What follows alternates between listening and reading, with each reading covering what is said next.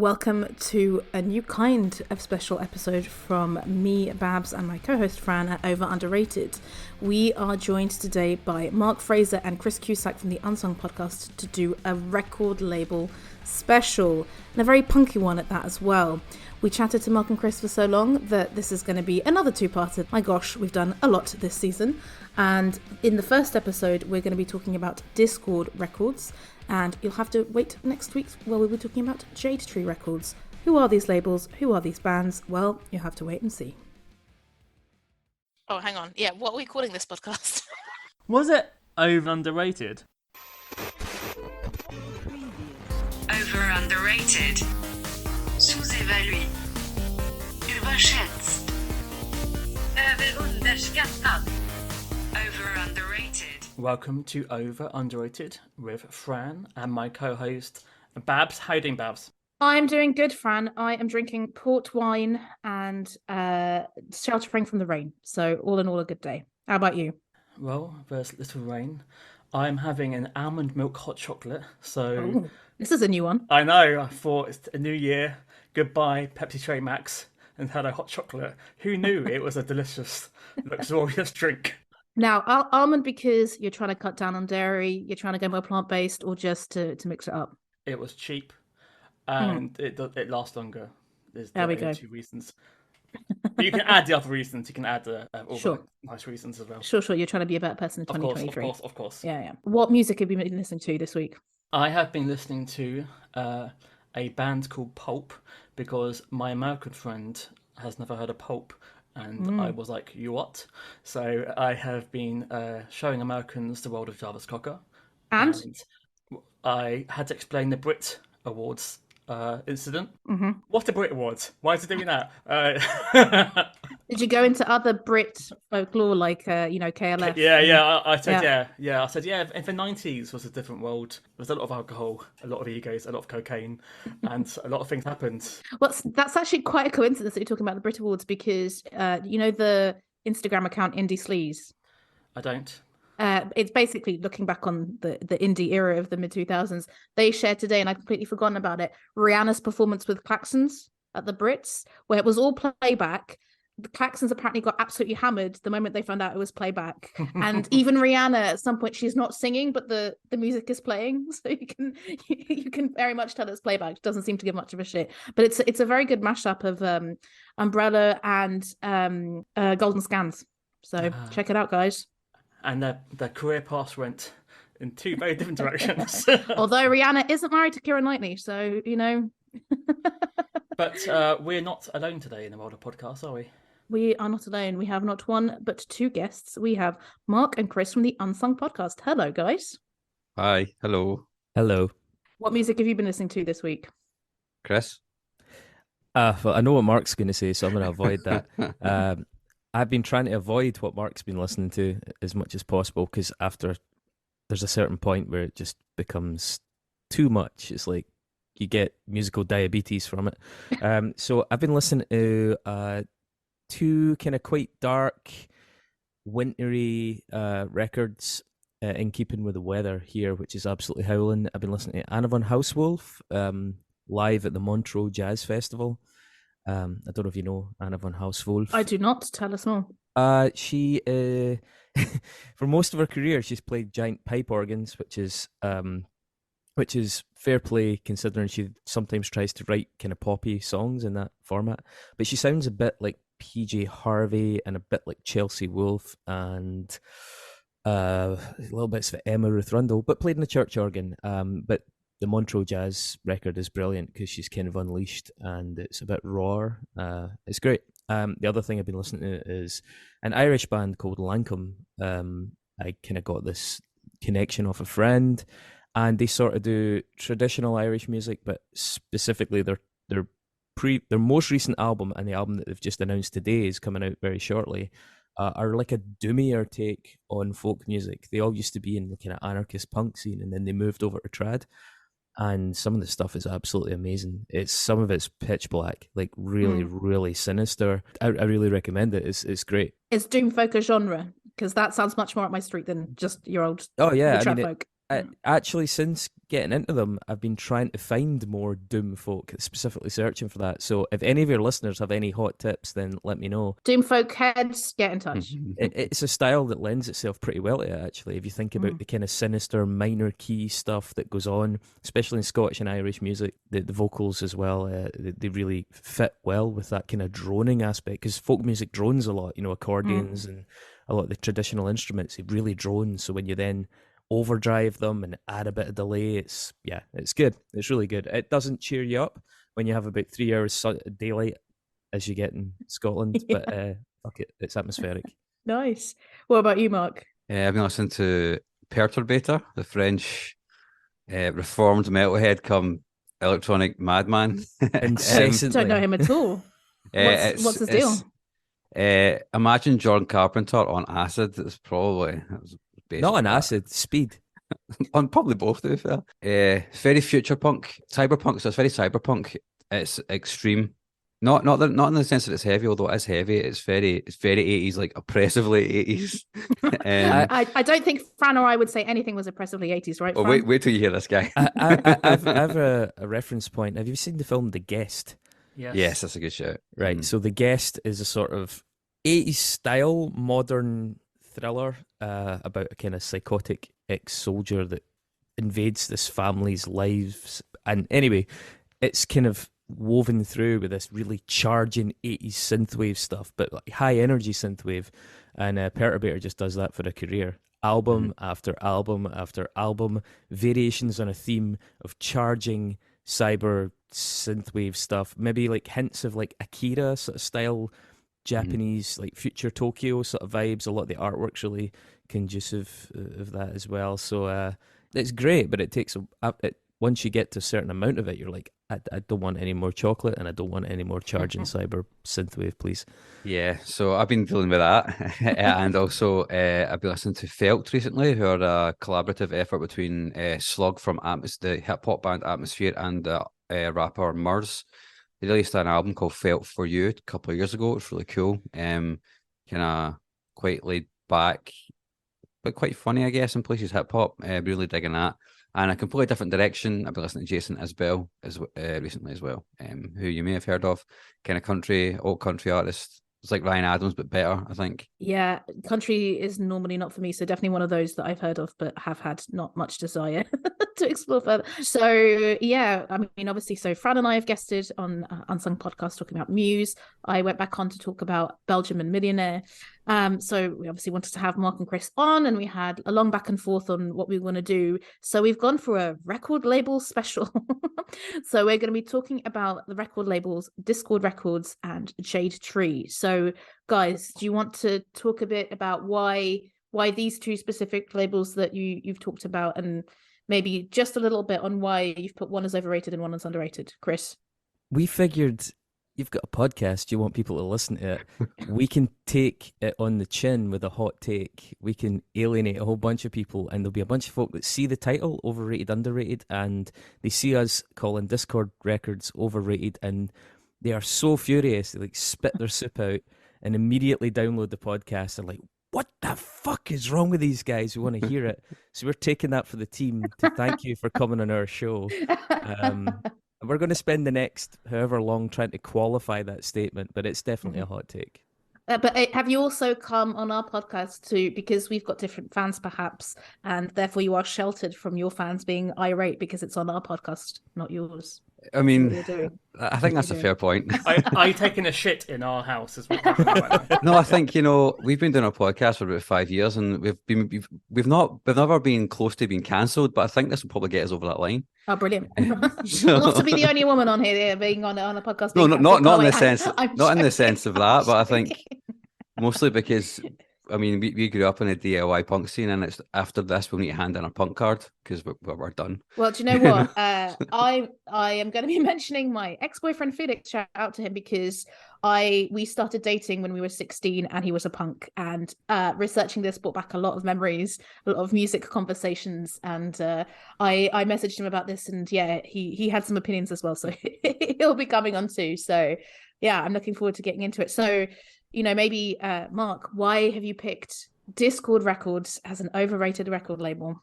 The intake of breath there was big, guys. Yeah, so basically, our podcast wouldn't exist if it wasn't for Discord Records. You know, we wouldn't be in the place that we're in as musicians and as people who are attuned, who are like part of the music scene in this in Glasgow, or I guess in Scotland, if it wasn't for Discord Records.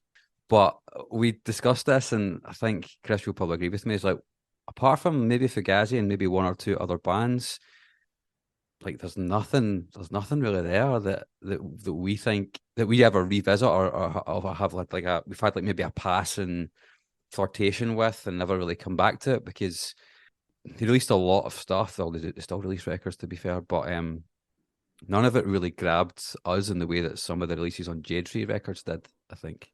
Discord is one of the most subculturally important record labels that's ever existed. Yeah, like it spawned an entire. It didn't spawn DIY. It actually, I think Discord was really originally inspired by a record label from California called is it Danger House Records. It only existed from 77 to 80. Put out bands like X, The Bags, stuff like that, and they went out of business because they went bust because they tried to do it in a kind of similar way. But that DIY aesthetic, that small imprint thing, the reason I set up my record label Predestination, the reason Mark set up his. That was all kind of really coming from the inspirational example of Dischord Records. Dischord was a really important label, but for one scene. And I feel like sometimes with Dischord, they were sort of shooting fish in a barrel. They put out certain styles of music to a certain audience. They very rarely diversified from it. And that's fair enough. If you want your label to sound like one thing, that's cool. But it ploughed that furrow. It really, really, really ploughed that furrow. And I think that people's incredible loyalty to it might be a little bit tied up. It crosses into identity beyond being just a good record label. It's a little bit too tied up for my own personal comfort with affinity to a scene, in groups and out groups. I think Dischord could be a little bit alienating to people that like didn't like the sound of some of those records, because it did have a real slight elitism to it. I mean, Dischord didn't go out its way to be a straight edge label or anything like that, but it kind of ended up folded in with a lot of the in group, out group stuff. I don't think the other label that we've chosen was guilty of that at all. And I would say also, just as Mark was getting at, I think Dischord put out a lot of stuff, and I think a large amount of that stuff did not age well. With notable exceptions, which we'll absolutely shout out. There are some absolutely amazing records on Dischord. And for me, Fugazi are like top 3 best bands of all time. You know, they're just incredible. No arguments there whatsoever. But I think there's a really steep drop off in quality after a certain point. And just from a personal point of view, that early punk stuff on Dischord, even, God, I'm just going to get out of the road. Minor Threat, musically, don't really give a shit.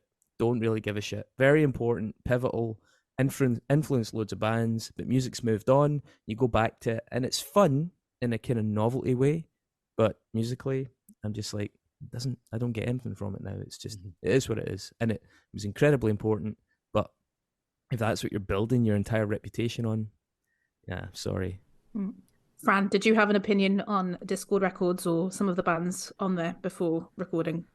I had never heard of either record label. There we go. So this, well, you know, when you're saying like this is so controversial to us, I'm like, I think our fans, a lot of them won't have heard of either of them. You know, I had heard of Dischord Records, but I hadn't heard of Jade Tree, and I hadn't made the connection that it was basically Ian MacKaye's thing. Yeah, I mean, we'll get into it when we get into the playlist. But with each record label, I can literally give you the list of the bands that I've heard of, and it's not very long. But yeah, so Fran, had you heard at least of the bands on the roster? Yes, I knew Minor Threat and Fugazi. But yeah, is it true that it's a non-profit record label and all the profits go straight back into the bands? We're absolutely going to talk about that. So it's one of the most pivotal things about Dischord is that they refused to use contracts. It was all just like handshake deals. It was literally an honor base. That's what I was going to say. Like Factory Records as well. That was a handshake, wasn't it? 50-50 split. Or blood. Well, yeah. Yeah. And like Touch and Go and other labels around at the time, it really went on a DIY thing. Ian MacKaye's spoken a lot about how they refused to use contracts. If you, I think at one point you described it as we are partners. Like they make the music, we put out the records. It's a partnership, and that's what we work on. And there's trust there, and we don't need contracts. That's something I kind of want to maybe revisit a little bit later. I would appreciate it if we could stick a pin in that and come back to it, because I was incredibly inspired by that when I was younger, and now that I've gotten older and dealt with some of the people I've dealt with in music, it seems incredibly naive. And it's great that Dischord went for 35, 40 years without serious incident, as far as I'm aware, but others didn't.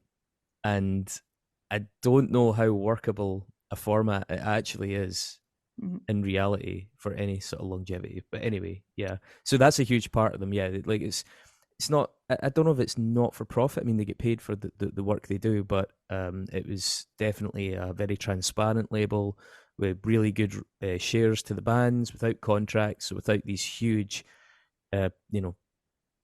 publishing splits and stuff like that. And yeah, I worked with people into that kind of scene, but it wasn't really. I mean, I was probably more busted than Minor Threat, and we can talk about busted because obviously they're. I hope we do. Very important in the noughties punk revivals, but Babs, how about itself? So yeah, I'd heard of Dischord Records, and the bands that I knew from the roster were obviously Fugazi, Minor Threat, Q and Not You, Shudder to Think, and Nation of Ulysses, and that is it. And I think because I hadn't realised it, I hadn't really made the connection that Fugazi were from DC. I wondered why Bad Brains went on Dischord, because they, I think, would be the other famous DC punk band. So yeah, I was hoping that Mark and Chris, you might know and could illuminate us when we get into it, especially because I think they opened for Minor Threat. Bad Brains opened for Minor Threat as their first performance. So intrigued to hear about the dynamics there. But before we get onto your first pick, so obviously the way that we've done this is that Mark and Chris have picked 5 songs by 5 different bands per record label. So, obviously we do overrated, underrated, but is it a fact that you don't like all the songs on your overrated list or think they're overrated, or is it just more kind of, showing the listeners the kinds of music that's on there? I think there are some from Dischord. I think there are a few songs that they've picked that are definitely a couple of songs which I think are great songs, and a couple of other songs which I think are just a bit meh from bands that are lauded, should we say? And then there's a song that's got Dave Grohl singing on it, which is just funny to have, I think. But I think they're a record label worth exploring if you like this kind of music and you don't know much about it. And the ethos is everything with this band. Like Chris said, the ethos is everything.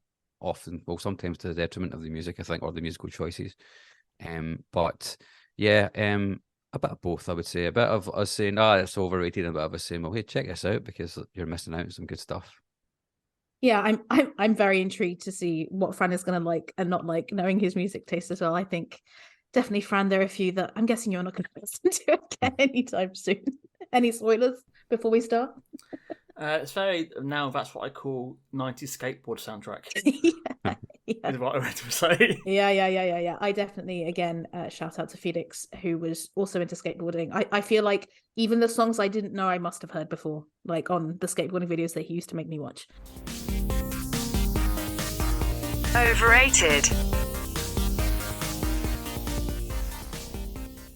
So, Mark, what's your first pick? Circles by Dag Nasty was a song that I picked, and there's a few reasons for that. So Dag Nasty I've seen has been one of the most important sort of hardcore melodic hardcore bands ever. Brian Baker, the guitar player, went on to play guitar in Bad Religion after Brett Guerowitz left in 1985, and they play a sound which is quite similar to one of the bands that I've picked for Jade Tree. Although I think the bands on the Jade Tree side do it much better. In this era, the bands that sounded like them, Bad Religion and the Descendants, just were much more influential in my opinion, and just wrote better songs. The first record that this song is on, I just think it's very samey and quite a bit bland compared to what the contemporaries were doing in 1989 at the time. But I know a lot of people that are hugely influenced by this album. It's actually quite crazy to me to think it came out in 1989 because it sounds like it could have come out yesterday, and I don't know if that's a good thing or a bad thing in the sense that the sound, sonically, a lot of bands just haven't moved on from it. Yeah, it's stuck, isn't it? Yeah, this first album was produced by Ian MacKaye, And this song is probably the best of theirs, I think, because it has a kind of almost alt-rocky, kind of post-hardcore chorus, so a bit more open, a bit more melodic, compared to the kind of four to the floor, balls to the walls sort of thing they usually do. And yeah, I can feel some of my friends who are listening to this just wanting to strangle me, but hey, there you go. It's good to have an outlet for this. You're in a safe space, Mark. So Chris, do you agree with that? With that judgment? It could have been any Dag Nasty song here. I think this is more to illustrate a point. I think this is a pretty good song. They also have a track called Under Your Influence, which I think is a pretty good song. I like Dag Nasty, actually. I think they're a good edgy band, but a few songs in, I've sort of I've got what I need to get from them. I don't think by any means they're bad. I think they illustrate that Dischord released a lot of stuff that was very capable, when there were probably slightly better examples kicking around at the time. There's nothing wrong with Dag Nasty. They're a really energetic, really enjoyable band with like a slightly rawer edge, and coming from Washington than some of their Californian contemporaries. I love Bad Religion. They went on to be a bit more polished. I mean, I don't dislike it, but I think what we're doing is trying to break apart sacred cows here, because when people say Dischord, it's like, oh my God, it's Dischord. You can't possibly pull that apart. When you start to examine the components of Dischord, unless you're like one of these really entrenched super fans, that still has their first skateboard, I think it's possible to start to kind of knock down some of these bands and say, well, yeah, they're okay. That's a totally decent band to be in a roster. But now, are they essential? I don't really think so. I'm sure there's loads of people that are into them, get a nostalgic buzz from them, but in the pantheon of really influential punk acts, I don't think they're like, Division 1. So Fran, coming in as a non-Discord expert and someone who doesn't know punk particularly well, I imagine, like me, what was your view on Dag Nasty? I'd never heard of them personally. No, I was new to this. I was going to ask a question. Did Dischord have like an in-house producer? Like, were most of the bands all being recorded in the same location, same producers, or was it just spread out over? No, it's not like the Seattle model. It's not like the Sub Pop model with Poneman and Pavitt and stuff like that. No, it's not like that. You had a lot of different people getting involved. Like Mark says, MacKaye did this one, but especially as it went on, you had producers, bands flying up and down the East Coast in particular, doing different things. I think a lot of bands in this period were produced either by MacKaye, because this was like early days. This is like 9 years after they started. A lot of the DC bands recorded in inner ear studios. So any bands that were from DC in this era would record there, which was basically the studio that Fugazi used. Well, they used Ted Nicely a lot, didn't they? Yeah, so and also Jay Robbins. He worked with a lot of Dischord bands. Eli Janey, who we're going to talk about in the Jade Tree bit as well. Yep. He worked with a lot of these bands. So there are definitely common names, but there's no like one in-house sort of sonic style. Because I didn't love the production in this track. I found the guitars quite weedy. I was expecting a bit more in your face. I enjoyed the drums. I could hear this being an influence on Offspring, which I assume it probably definitely was with the vocal style and the energy. But huge influence on Offspring. Yeah. And there's a couple of bands who I like. I can listen to some of these tracks. I could pick, okay, that's where that's from. That's where that's from. So it's been an interesting playlist. But yeah, I mean, I didn't love it, but this is definitely not a track I hated. So when I first came across the playlist, I thought, okay, are these 5 songs that these guys fucking hate? And I was like, this doesn't sound terrible. So, no, it's definitely not that. Like we said, we're trying to bring Dischord back to reality for people because, as I said, that sacred cow thing. I think Dischord is up on this, this plinth, backlit dramatically by people, and it's like, no, just humanize it. I want to say as well, I think everything we're saying and that we're going to say about Dischord, more or less, Ian MacKaye would agree with. He's a really down-to-earth guy. Yes, I don't think he wanted Dischord to be, deified the way it has. I think it's a good label that he's proud of the work he's done, but he's also a fan of the work that other people do. And I don't think he ever wanted it to become as cultish a figure in people's lives as it is. And I think we're trying to respect that. We're trying to humanize it and make it more attainable and make it more flawed and just somebody's best effort at doing something. I don't think I think it does a disservice to a lot of things to make it seem almost unimpeachable, because the music is impeachable. A lot of it is totally impeachable. So we're doing this out of respect, and that's why we're picking songs and records that are totally good, but they're just totally good. That's all they are. We previously did a David Bowie episode, which was very similar. But yeah, like David Bowie seems to be untouchable, but he has had shit moments. But so we kind of did the same thing. They bring it back into earth. Same with Prince. Yeah, I mean, exactly. absolutely. David Bowie's not untouchable if you're a 13-year-old female groupie, but He's you done know. his shit again. Sorry, did Can I I go just back can I to- just can I just build quickly on something Chris said there? I like Ian MacKaye really hates talking about the past, and he's always seen Discord as just basically being like a library, like an archive of the DC scene. I don't want to speak for him and say that he seems like he's distanced himself from it, but he's often quite impassionate. I think probably quite deliberately when discussing a lot of their history, because it's all for him. It's all about having like an actual archive of a scene. You know, I reckon he probably doesn't listen to a lot of these records ever anymore, but I think that's fine, right? Because he's been doing it for what, 40 years. So yeah, I'd never heard of this song or band. The beginning reminded me a bit of a poppier Over the Edge by Wipers. I don't know if you'd agree with that, but the guitar sound was similar to me, which is a song that I quite enjoy. And yeah, as someone who gets completely lost in anything with the word post or hardcore, I was like, okay, what genre is this? Right, melodic hardcore. Right, this is not for me because it's got the word melodic in it. I saw that Rise Against were also categorized as that, and my aforementioned ex-boyfriend, they were the band that got him into vegetarianism. Thankfully them and not Morrissey. And I remember again also listening to them and not really enjoying it, and listening to Bad Religion and really not enjoying it. So I'm not surprised. But I will say, and I will say this up top, I feel like every single song that you picked on both playlists has phenomenal bass lines. The bass lines are top notch on almost all of them. So that is what I enjoyed. And like Fran, I had a bit of an issue with the production because I would have liked it to have been more prominent. It was I think there was so much going on that a more prominent bass line I think would have made it a bit better. So yeah. This is kind of more of a general observation that Dischord stuff was done on a slim budget, especially in the early days. With the stuff on the West Coast, there was already a sense that some of the labels were putting a bit of money into it. So when you hear that production, a lot of people, and I understand this, love it for that reason. It's maybe similar to the Wipers thing. It was raw, it was garagey, there was a real sense of kind of bootstrapping those recordings, you know, making it happen. And so that rawness is to some extent a strength, because it showed that these were just motivated young people as part of this community trying to create something, which they did.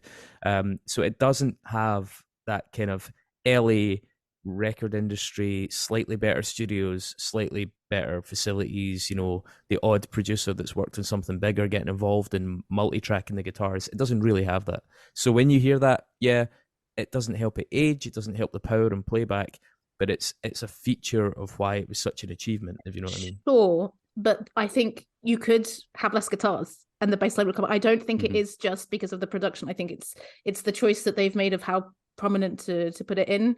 And I mean, it's just my personal musical opinion, you know. I love a bit of bass, and Fran is always being like, but Barbara, there isn't a bass in this song, how could you have liked it? And yeah, one of the bands we're talking about had two basses. Outrageous. But yeah, I mean, I don't think I hated a single song that you put on either of the playlists either, to be honest, but definitely there were some that I like more, some that I like less, and yeah, maybe we move to the next and see where it goes. What's your next pick? It's going to be Fugazi, Waiting Room. This is the sacred cow of all. This is a sacred sacred cow. I'm going to be straight, man. This is a great song. It just is, right? But it's just overplayed. It's really overplayed. I think this song was actually in the GTA game. I'm fairly sure it might have been. You hear it everywhere, and it's brilliant. I mean, Discord don't usually allow sync, so I'd be surprised if it's been on stuff like that. Has it? Discord's banned songs have been in Tony Hawk's games as well. Like Money by Embrace is in Tony Hawk's Pro Skater 2. It's maybe partly through the skating connection. I don't really know, but yeah, they're definitely more careful about that. Fugazi are the other sacred cow, and they are the best band at Discord ever. The best thing Ian MacKaye ever done. The best thing that Discord ever released. All the records. This is probably from their weakest record, but doesn't make it a bad song. I think that Discord wouldn't be as vaunted and as legendary if it wasn't for this band. I mean, that's my hot take. Chris, do you also think it's a bit overplayed despite being a good song? Yeah, it's like Fugazi smells like Teen Spirit.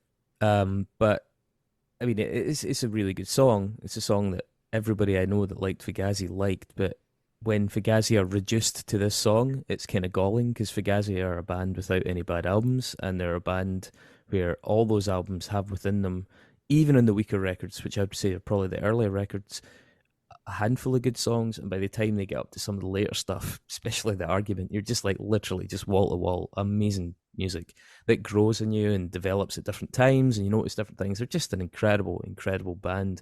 So this is only in there to be a bit churlish, to kind of say that compared to the rest of Fugazi's catalogue, it's a little bit basic, and it's definitely been rinsed by lazy DJs.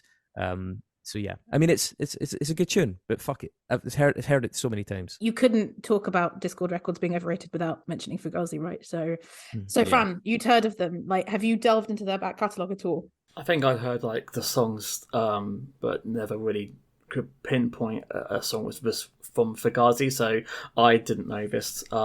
It's interesting reading that just after this they got offered 10 million to sign for Atlantic Records, which they turned down. This is interesting. That's why they're legit. Like, they're the ultimate legit band. They absolutely lived it. What they, they didn't. A lot of the other bands were full of rhetoric about how independent they were, and then they went and took the deals, especially during that feeding frenzy. Fugazi did not. But I guess he couldn't. Could he have done Dischord Records and be on a major record label with this band though? Would that be too hypocritical? Maybe. I think he could, but could he? I don't think Others it did that it. well. Yeah. But this is what I kind of expected. The shouty, crashing guitars. There's a really good live YouTube video. Have you seen it? From 1989, when basically everyone's topless, just in some dirty club. Is that the one I think that might be the one that's in Instrument, that's cut into Instrument. I don't know. There's a Fugazi video, like a really good film that they released towards the end of their career, and it features highlights and kind of supercuts from different shows, and I think maybe the one you're talking about is in that. But yeah, by the way, they're a band that didn't allow crowd surfing. I remember that. They weren't down with the kind of selfish nature of crowd surfing, and that, at the drive-in, bands like that continued that theme. Yeah, it doesn't seem to be any break between the stage and the audience. It just seems everyone's just everywhere, just topless, jumping up and down. Yeah, absolutely. Yeah, there's that. That's saying that. It seems it's very exciting. I'm sure it was great. I mean, it's not the best song ever. I was maybe expecting to be, oh wow, that's Fugazi, but maybe it's a song which I need to hear. What track would you give a newbie to sell them? I have a suggestion. I really like Floating Boy. That's my favourite Fugazi track, especially because it has this weird ending as well. But I don't know if Mark and Chris would agree with me on that. I think they might have different songs. I think I'll give this one to Chris because he's the biggest fan in the world. Oh, yeah, I'm a massive Fugazi fan. Honestly, they've got kind of dubbier stuff in their music. Their music is really inventive. There's a lot of interesting timings. They gradually broke the two guitars apart to the point where they would do a lot of contrapuntal guitar lines and really, really interesting percussion. Really great bass stuff. Different singers. Their records are really multi-textural. I would say like Red Medicine, End Hits, and The Argument. The last three records are my favourite. A lot of people love In the Killtaker. It's kind of mid-period. I mean, honestly, The Argument for me is a nearly perfect record. It's just like kind of up there with like In Rainbows or something like that. It's a fantastic bit of music. And it's got sing-along bits, it's got gang song, kind of gang chant bits, it's got really understated, beautiful, trippy bits. It's very, very inspirational if you're a guitarist or a bassist and you're trying to work out interesting ways to use the guitars where you're not just both playing the same power chords. And Fugazi added all that dub stuff in. If I was to pick one song, I'd probably pick the song Closed Captioned from, I think it's End Hits. That song, really dubby, has a really British vibe to it, and it's so dynamic. It's just a fucking absolute masterpiece. And it's just a shame that Closed Captioned isn't constantly played the way that this song's played, and that's why this song's in here, because give it a rest, put it to bed, let's play one of their other 100 great bits of music. Yeah, this is the thing, right? Because I think you guys are saying that this song, oh, it's overplayed, it played everywhere. This was not the first Fugazi song I heard. I heard it way down the line, and for me, it hasn't been overplayed at all. So I was surprised that it was included because I was like, yeah, this is a good song. But yeah, fair enough. If you're in the scene and these are the heroes of the scene, then I can understand that.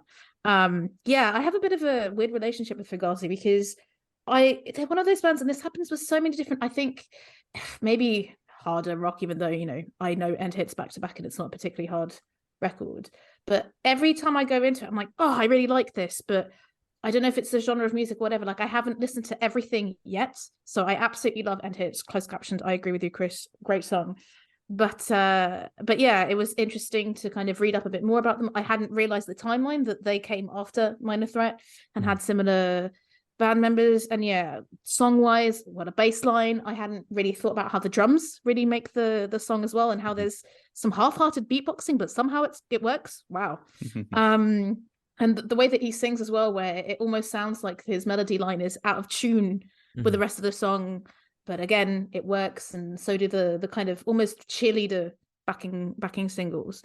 But going a bit more into the scene, like, yeah, I'm curious to hear, like, Fran, have you heard of straight edge as a concept, as a lifestyle before? Well, as a no drinks, no drugs, no sex kind of thing. Yeah, or no casual sex.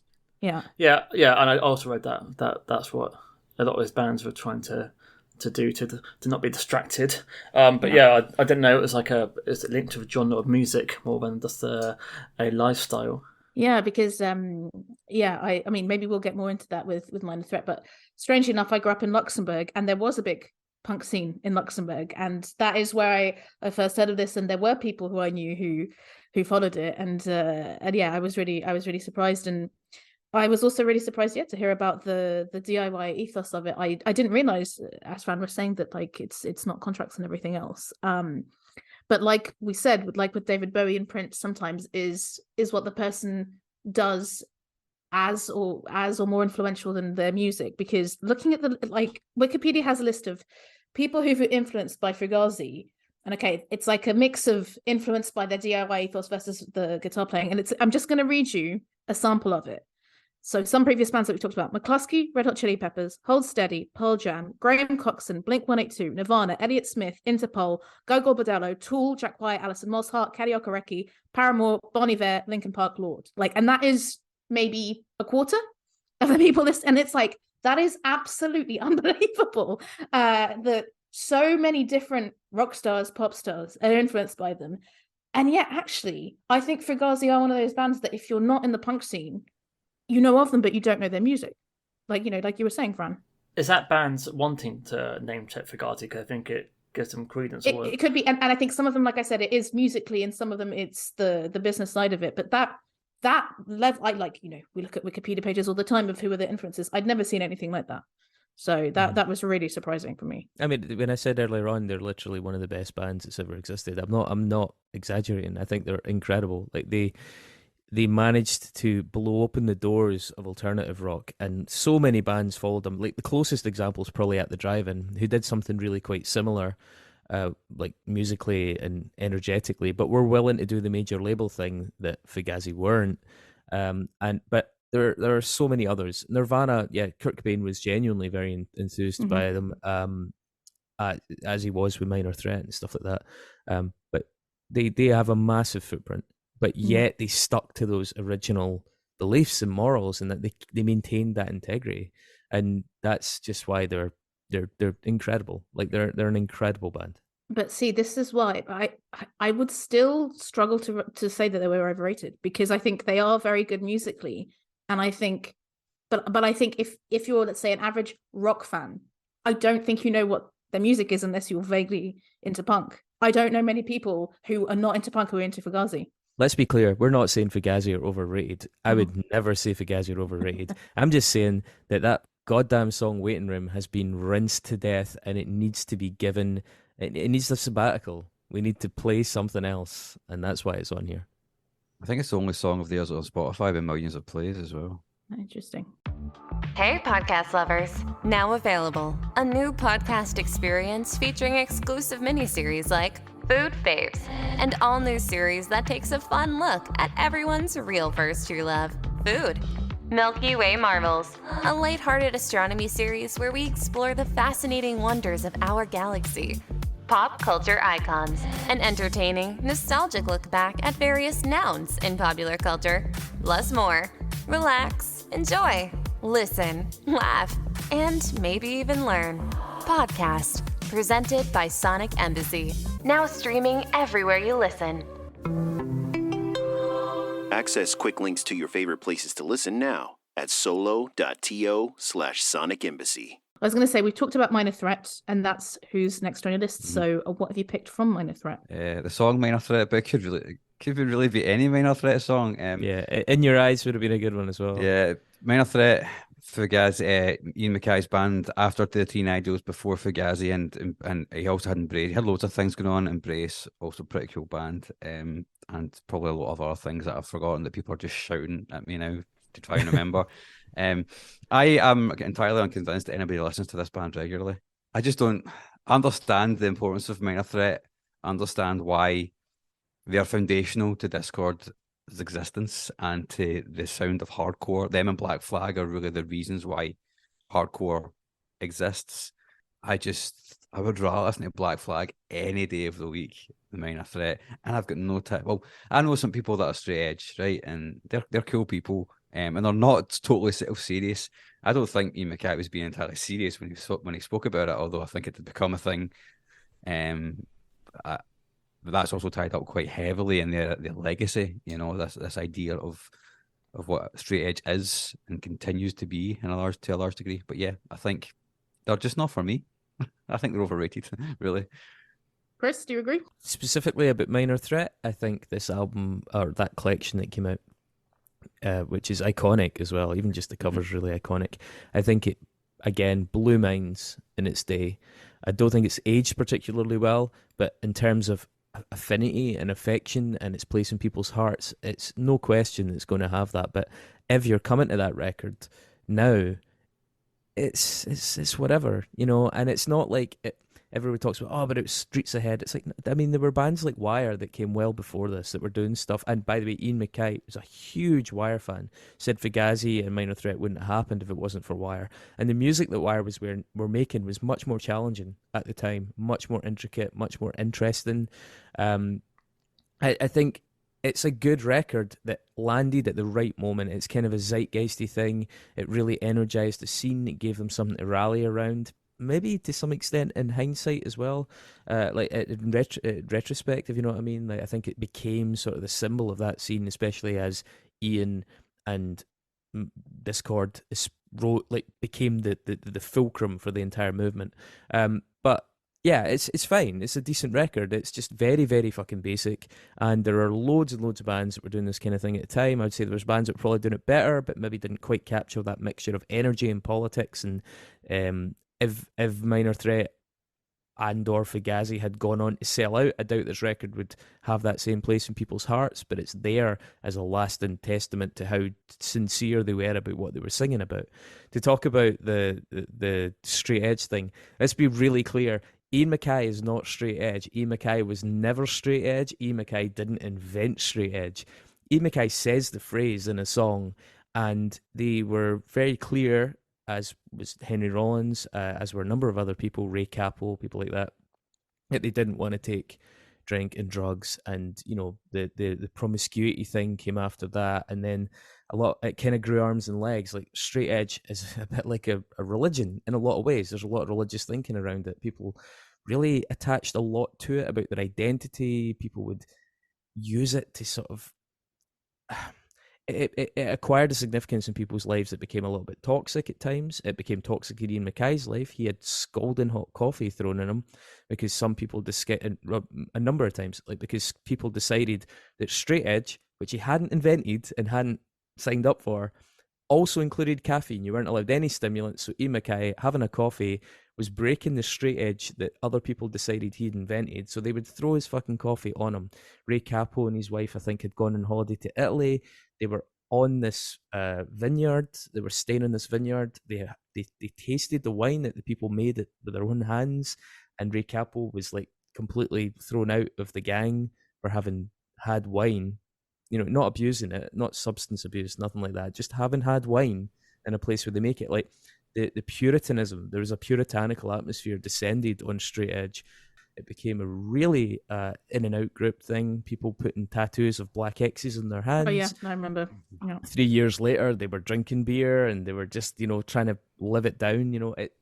It's not something that Ian MacKaye particularly wants credit for. He was happy to tell people, if you want to go and play and be part of punk bands, you don't have to get loaded, you don't have to get wasted. The reason why he's associated with it is because another song on this album is called Straight Edge. Right? Yeah, but that was just it didn't exist at the time. It's a lyric that became a thing in hindsight, and it's something that, I think the guy has very mixed feelings about, to the extent where it must be so strange if he really, it wasn't his. I've been listening to this woman called Annie Klang, and she calls herself something like a kick drum slut. She loves a kick drum, and she's done a whole manifesto about kick drum. So it's like, okay, she's setting out her stall. She fucking loves a kick drum, and it's been a long time since I think a manifesto from the musician. But if he's not doing that and he's associated with it, there must be very mixed feelings, as you say.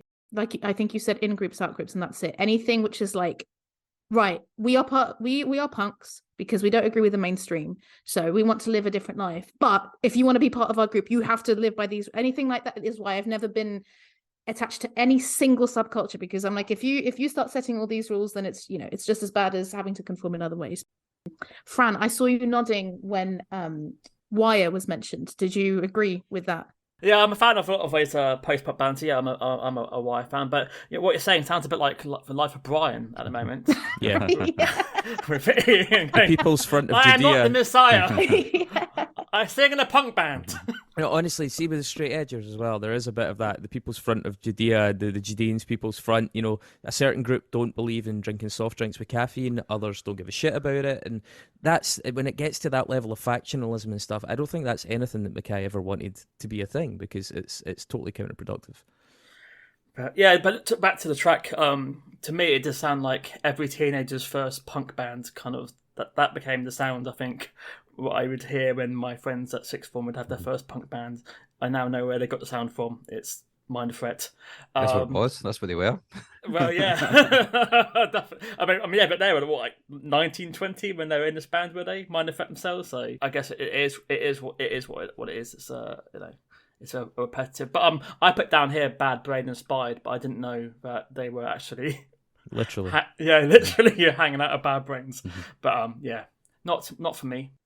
Yeah, musically, I don't have much to add. I've written, like, is this the origin song of pop punk? Because that's exactly what it sounds like. And I think the only thing I really appreciate in it is the tempo change, which is unexpected. But I remember not liking Minor Threat back in the early noughties when I first listened to it, and that hasn't changed. A lot of pop punk bands were definitely inspired by Minor Threat and Straight Edge, and Straight Edge as well. Even some bands that are no longer pop punk bands, like EFI and Rise Against, are still Straight Edge, but they're just not. Yeah.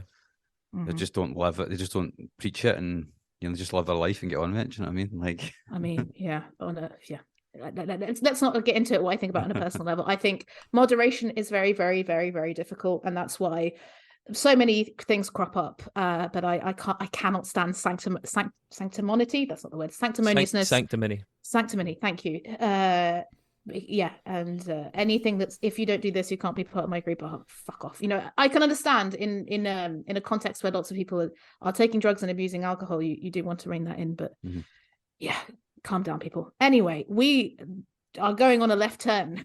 Yes. With the next, there were two moments on the two playlists where I thought, what the fuck? Like, this was not what I was expecting at all. I know what the other one is. I think it's pretty obvious what the other one is. But what's your fourth pick? So, Soft Pyramids by the band Q and Not You. So, as time passed and the emo and post-hardcore sound began to change, it was bands like this that kind of started to shepherd that in, and there was some of them on Jade Tree as well, and other labels like Revelation Records and others that were kicking about. Deep Elm, yeah, definitely, it's a good shout. Touch and Go, were definitely had some bands like that. Tooth and Nail as well, if you were more Christian, but they were all kind of doing this kind of thing. I think Q and Not You are actually quite an influential band. You can hear things like Minus the Bear, The Fall of Troy, more modern bands like Tiny Moving Parts. And any other like emo band with like kind of mathy influence, like American football, for example, really come from the sound of this kind of band, Q Not You. I have a lot of friends that adore this band. I've tried really hard to get on with them, and it's just never really clicked for me. But I can appreciate a lot of what they try to do musically. A lot of different elements of their songwriting, I think, are really interesting, particularly at this time. This came out in 2001, so for a bit of context, the last three songs we did came out in the 80s. This is like 10, 11 years later. This came out, and it's just more of a contemporary sound at that time, but just kind of taken to a bit more of a arty edge, I think.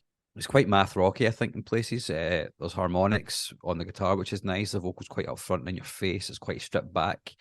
Emo bands were emo bands that were around at this time were bands like Texas the Reason, who I almost picked for the other side of this, but they didn't release the record that I wanted to talk about on Jade Records. So a lot of it was quite aggressive in your face. Q Not You were a band who were kind of doing something a little bit more even more introspective, without being aggressive with it, I think, a lot of the time. It's from their album Different Damage, and it's a cool record. I think they're a cool band. They are, like I said, very influential in a lot of bands, a lot of emo bands from this period onwards. If you like that kind of music, you'll probably like this. You probably like this band. I just don't. Chris, where do you stand on the Q and Not You soft pyramid? Oh, this is very much Mark's choice to this. I wouldn't have put this one in. However, I do concede certain things about Q and Not You. I liked Q and Not You when they came out. I had the record No Kill, No Beep Beep, the first one in 2000. I had Different Damage. I can't remember, did I get Power, which I think was 2004. I saw them live around about 2001, 2002. I really liked them. At that time, I was listening to a lot of this stuff that was deconstructing post-hardcore. They picked up on a side of Fugazi that was much softer, like a much more closed captioned kind of side of Fugazi, slower, a lot more space in there, a lot more dub. They were quite twee. I think I was listening to them at the same time as like fucking Hot Heat were getting into the charts and stuff. But what I find in hindsight is that they're actually just quite annoying. Yeah, like there's really good stuff in their catalog, but other stuff was just a little bit too grating. So it had a short shelf life for me. Going back and listening to it in preparation for this, I was like, these guys had a lot of really interesting ideas, and I love that they picked up on that side of the Fugazi sound and that really deconstructed thing like early at the drive-in as well, that El Gran Orgo kind of era as well. There was a movement happening there where people were trying to put space and demacho the post-hardcore scene, to make it something that was more accessible and musical and experimental. And they deserve credit for that, but I just don't think it always worked out. And as a result, I would skip the shit out of their albums really badly. So they're in there. They're a band that I think you could probably put a really good playlist together from, but they're also probably in a little bit too much of a pedestal for my liking, if people are really being honest about them. Fran, do you think you could make a playlist based on this one song? Well, I mean, yeah, this was a surprise because I wasn't expecting this. People are calling it dance punk. Yeah. I mean, I'm pretty sure. Yeah, The Rapture, actually, that's a band that kind of picked up on part of this as well. Yeah, because you mentioned Hot High, and I put down Vampire Weekend. There's a lot of bands who have a similar vibe, but I'm surprised they haven't ever mentioned this band. They're a band that people tend to not really name check because I never heard of them at all. But yeah, I quite enjoyed the structure, the softer side. I don't know if I will search them out to listen to an album, but yeah, it's interesting to hear the other side of Dischord and to hear what had influenced a lot of those naughty sort of dancey indie bands like the Foals as well. I wonder if they were fans of Q and Not You. I will have to check out if they've mentioned them before. I think that's a really interesting reference. You said Vampire Weekend and stuff as well. There was an indie scene that grew out of this. I think one of the other bands on Dischord, Antelopes, they represented this side of it. And this is about as diverse as Dischord got, which is one of my criticisms of them. They did at least get to this point. They did take a few chances with this kind of stuff. It didn't always pay off particularly well, but it definitely left a lasting impression on some of these more indie-minded bands that started to filter this stuff into their work. But I do also think that it's really building on one side of Fugazi. I think Fugazi are still the grandfathers of this, and this is a sort of a slightly diluted version of some of the argument and some of end hits to me. Would have Dischord been able to have a side project for having more diverse artists? Like, is it impossible for them to have a more diverse band because it's on Dischord Records and people expect a certain sound? Like, is that hurting them over the years?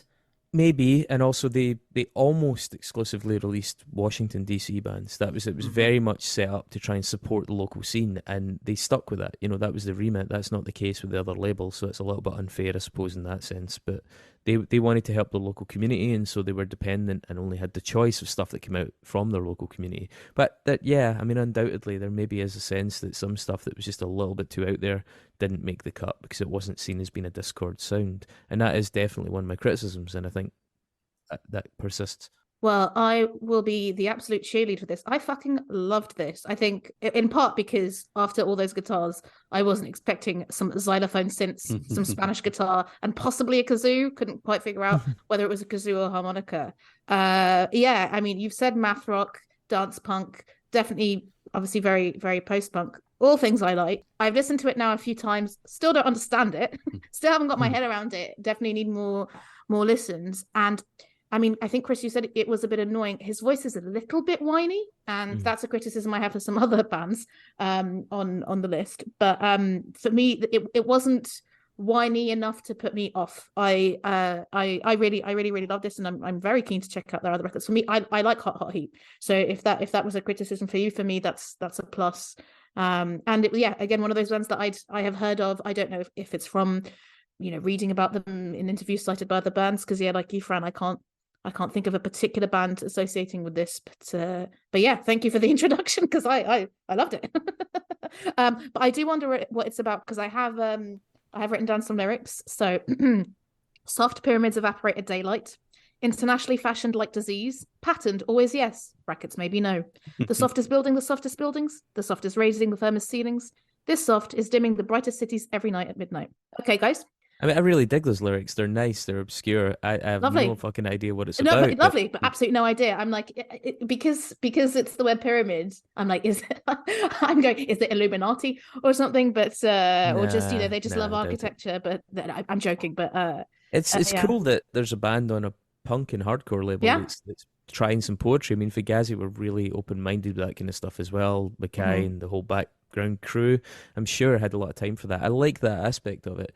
They weren't able to sustain this as a band. This song's there as an avatar for them, for like the failure, like the idea but falling short. Like when you go into their so different though. That's the thing. It's like it hasn't been exactly the same kind of sound. I think there's like a bit more of a middle ground where it's not so experimental that it wouldn't put off some people. But this is really, really quite different, which for me I love. But yeah, for a record label that's so tied up with that identity, I can understand if fans of that record label weren't so keen, despite enjoying it. It's worth saying that the rest of the record, or the other records, do hew a lot closer to the house Dischord sound. They're still that's exactly what I was going to say. Band through really.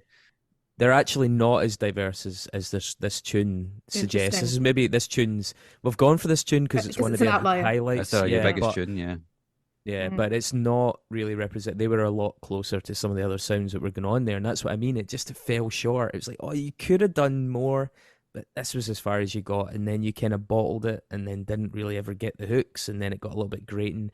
They're a nearly ran, and also ran band. Interesting. Well, we're going back to I guess some kind of roots with your final pick from the playlist. Yeah, I just put this on for a laugh, if I'm totally honest. So this is God's Look Down by a band called Scream. Fans of the Nirvana or the Foo Fighters will know the drummer of this band, and the vocalist in this song is one Mr. I got another confession to make. He's got a confession to make, folks, and it's he's always been able to sing, apparently. So this is from their third album, Fumble. Dave Grohl's first band. He was always punk as fuck, I guess, right? But You know, this record was recorded in 1989 and wasn't released until 1993. It sounds like 1993, which one of the reasons I wanted to pick it out is because it actually sounds ahead. If you think about it from when it was recorded, it sounds quite ahead of its time. It's quite grungy. Yeah, grunge was just happening in '89, and this kind of grunge wasn't really that kind of grunge at that time. You know, this like that was kind of Mudhoney stuff like that was happening in '89. This is more, what would you say, more akin to like Alice in Chains or Soundgarden, I suppose, the kind of slightly heavier stuff. Nah, it's what would it be like? I would say even more towards some kind of metal or sludge rock is what I felt listening to it. Yeah. Yeah, it's a bit dirtier. It's not like the heavy produced stuff, but it's just a bit stodgy. It sounds like one of the kind of second division grunge bands. It does. That came after like Gravity Kills or something like that, like one of those kind of bands. Yeah, and I picked that because it's interesting when it falls in the chronology of Dischord and the chronology of grunge. It's a wee reminder to people that hey, Dave Grohl comes from very humble beginnings. In case you didn't know that, and he sings in this song, which I don't think. Well, you can't really tell. I don't think you can really tell it's him. It doesn't really sound too much like his voice. It does in places. How old was he when this was done? Well, he joined as a drummer when he was 17. I read. Yeah. So. He couldn't have. So this been got that him his much big older. job. Yeah, This is where Nirvana saw him. Yeah, this is pre-Nirvana. Dave Grohl. He only sings on one song in their entire catalog. It's on this record, which, like I said, was released right when Nirvana were huge, which must have been quite nice for Dischord actually, and for the band. And maybe get a wee bit of a bump out of that from earnings, I guess, just by slapping Dave Grohl in the name all over the press, maybe. So what was it? The Nirvana like got bumped Chad Channing. They got a bunch of other people in from like Melvins and Mudhoney for a bit, and then they flew in this guy from DC that people had heard about and Scream, and that was him. Yeah, set up for life. Absolutely. It's also a little callback to our own podcast because Dave Grohl was kind of a foundational figure in our podcast way back 5 years ago. I still can't figure out whether you like him or not. I'm guessing not. I don't quite know whether I like him or not myself, to be honest. We're 5 and a bit years into trying to parse that ourselves. Yeah, I am not a Foo Fighters fan at all, so I'm with you on that. But I think he's a cool person though. Like, you know, I'd go for a pint. Well, you know. Well, do you know what? Have you heard of the podcast Never Meet Your Idols? Yeah, I've heard of it. Yeah.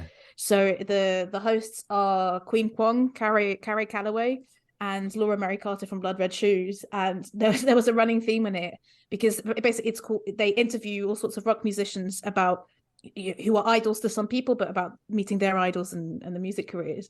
And they kept trying to get out of people whether Dave Grohl is as nice as he is, and loads of people were like, yeah, he's lovely. But there was one person who said something and they bleeped it out and they went, yeah, I thought so. And I was like, oh, okay, there's some gossip that I can't remember who it was, but it wouldn't surprise me if he has a bit of a dark side. But you said you picked this for a bit of a laugh, but musically, apart from Dave Grohl screaming, what do you think? I just don't think I think it's very stodgy, basically, and it was interesting for me because of the period when it came out, or when it was recording when it came out, and the fact Dave Grohl's on it.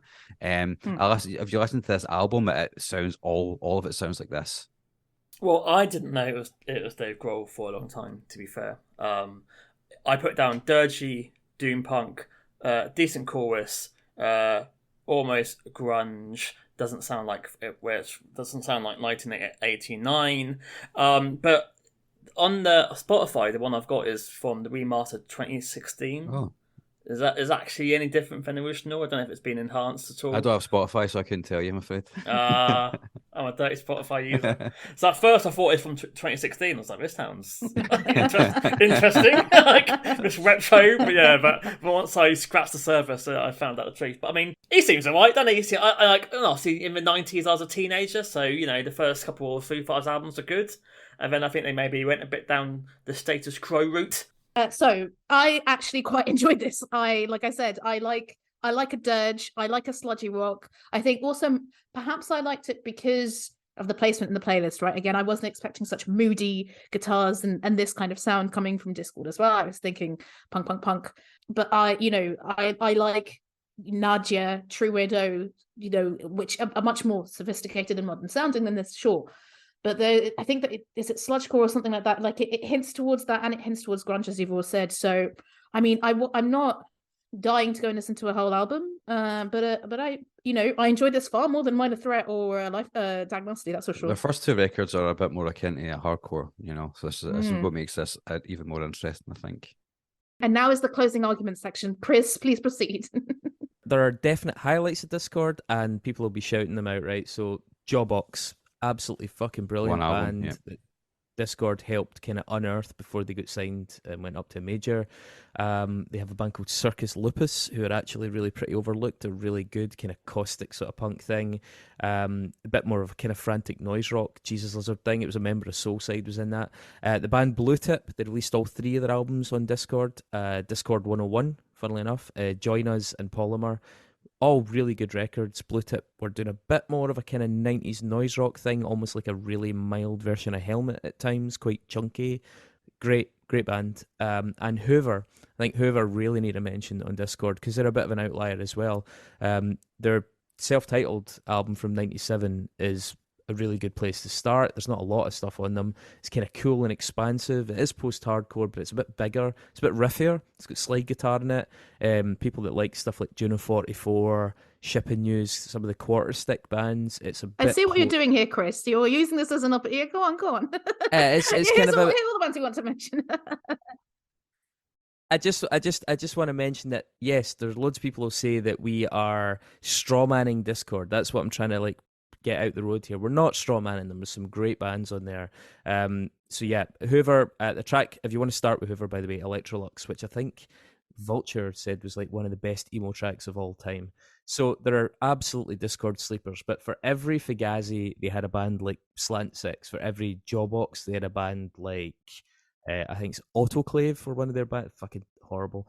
For every Lungfish, by the way, Lungfish I think are the only non-DC band that they put out, and Lungfish are a really, really interesting experimental band. Did a load of really, really interesting things in their career, but they have, Dischord have a Crown Hate Ruin that goes with that. There's a lot of dross, there's a lot of filler in there, and so yeah, as I said, I just think they played it pretty safe. They had a remit. I don't think Ian MacKaye has any role to play in this. I think he was quite happy with what they did. They really did energize and help their local community consistently, releasing stuff from DC. He was pretty focused on what they were all about.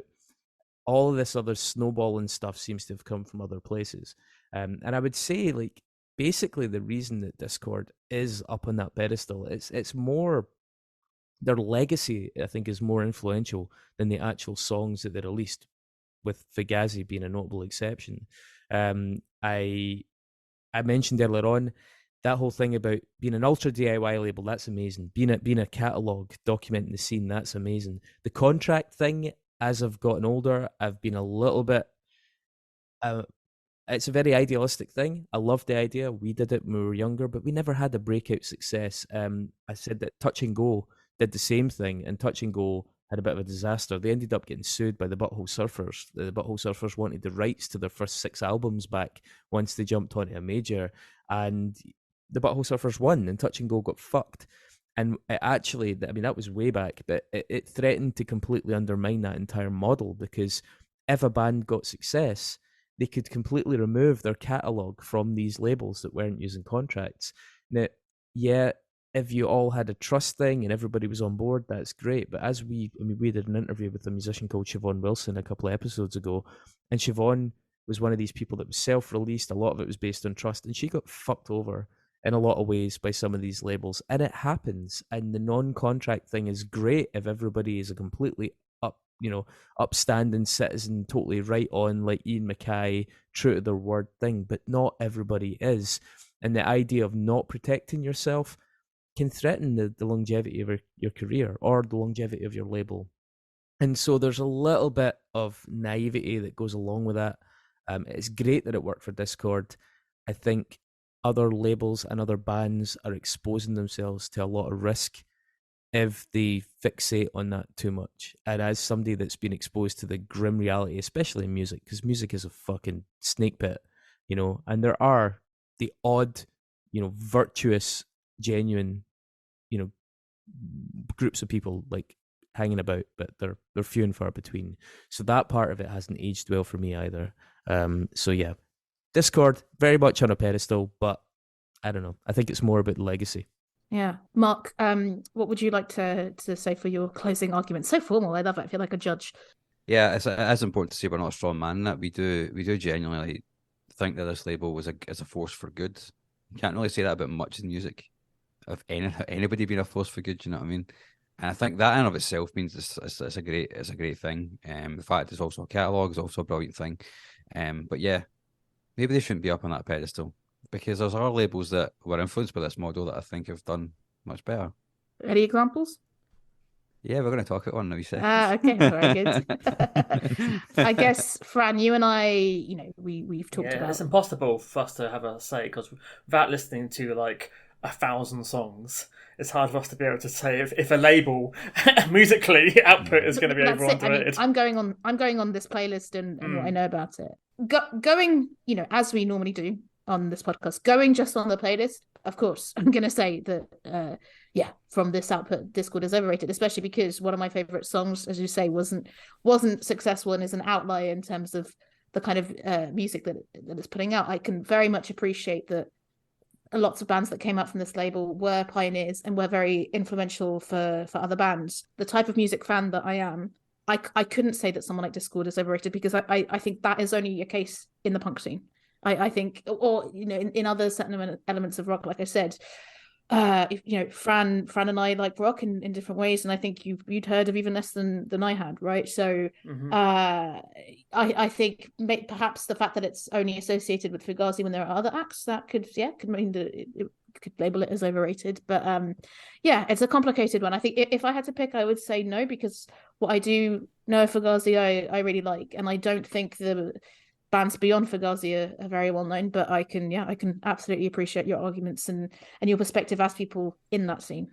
So both Chris and I have had correspondence with Ian MacKaye, and when I tried to interview him for my first podcast, he was very reluctant to talk about Dischord, like the history, and he says he's just sick of doing it. Even though he still tends to pop up in documentaries talking about DIY punk, we'll forgive him that, right? But he does seem to be. It's like this thing that he just loved has grown arms and legs and been like this stuff has been put on it, which is not necessarily something which he cares a lot for. He just wants to get on with it, Are we saying that Dischord is one of the only record labels that someone would get tattooed over an actual artist? Is that kind of vibe? Is it? Are they more important than the artists? Because most people, would have a tattoo of a band, but they may not even know what record label they're fucking on. Yeah, I mean, I guess that they've got that kind of quite iconic logo and stuff. Yeah, I could imagine there's probably quite a few people have that, but there's probably more people have the X's. Or the black flag bars. Well, like I said, I mean, it's a pretty hard task to declare if over or underrated. I like 2 of the 5 tracks on the playlist, so therefore, if you're going on that standard, I'll say they're overrated. But please don't at me or attack me on social media, guys. Don't throw coffee at Francis' face, yeah. And that ends part 1 of our punk label special. Thank you for listening, and as you can probably tell, there's a variety of different acts and songs you can check out, so don't forget to go to our show notes on your podcast app and check out our playlists. If you can like and subscribe and share our podcast, we will be eternally grateful. And if you want to chat to us, you can do on social media. We are on Twitter at OUMusicPod, Instagram at OverUnderatedMusicPod, and you can find us on email at overunderatedmusicpod@gmail.com. We will see you in a few days for part 2.